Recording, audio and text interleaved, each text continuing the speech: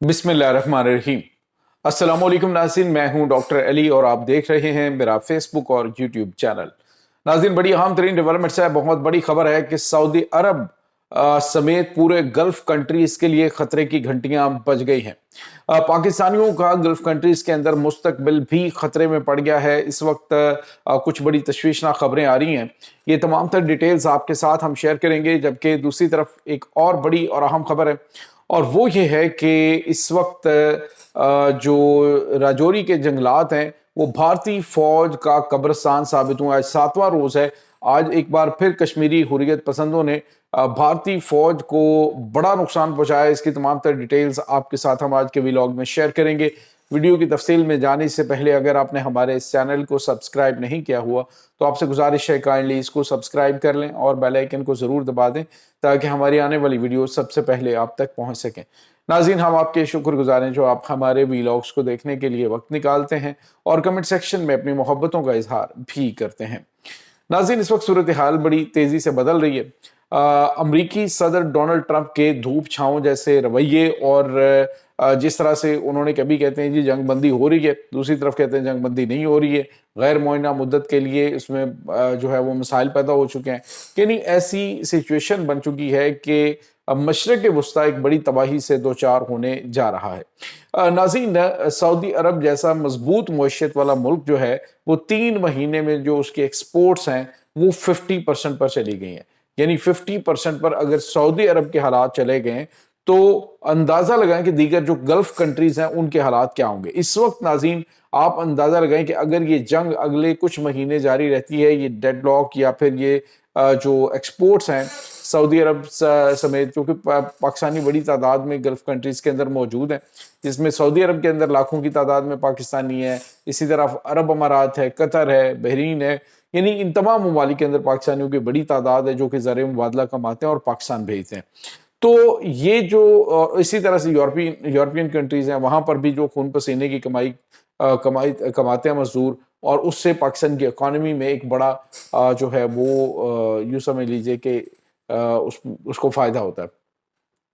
अब हो ये रहा है कि आने वाले चंद महीनों में अगर इसी तरह से मामला हुआ, यूँ लगता है कि अगले 6 महीने तक अमरीकी सदर डोनाल्ड ट्रंप यूं ही इन मामलात को लेके चलेंगे।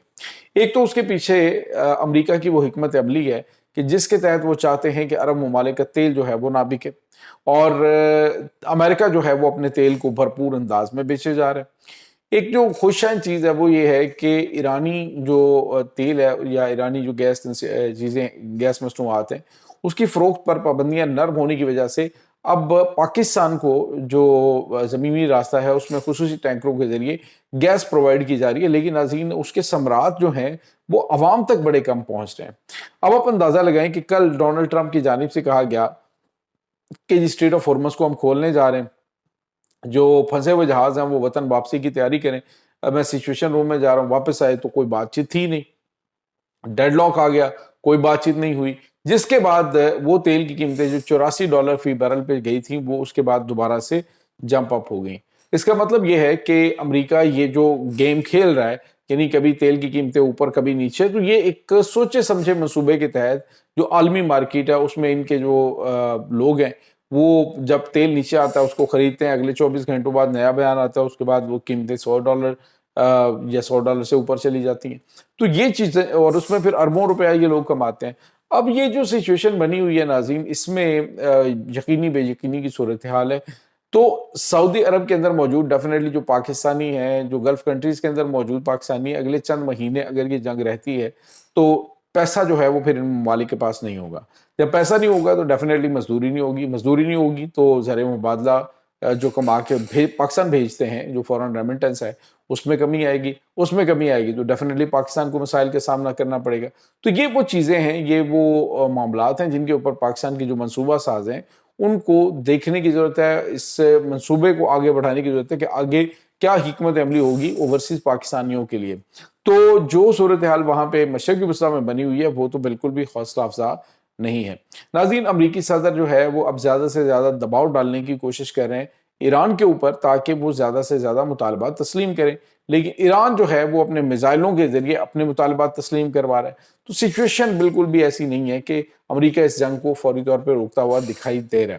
اب جو امریکہ ہے اس نے جو عرب ممالک ہیں، خاص طور پہ جو عرب امارات ہے، اس کے حوالے سے بھی ایک بیان دیا تھا۔ آپ کو پتہ کچھ ٹائم پہلے امریکہ نے کہا تھا کہ جزیرہ قشم ہے اس کے اوپر عرب امارات جو ہے وہ حملہ کر دے اور اس پہ قبضہ کر لے، جا کے ہم بھی تمہاری مدد کو پہنچے گے۔ تو یہ گرین سگنل ہوتا ہے کہ جی آپ جو ہے وہ آگے بڑھیں۔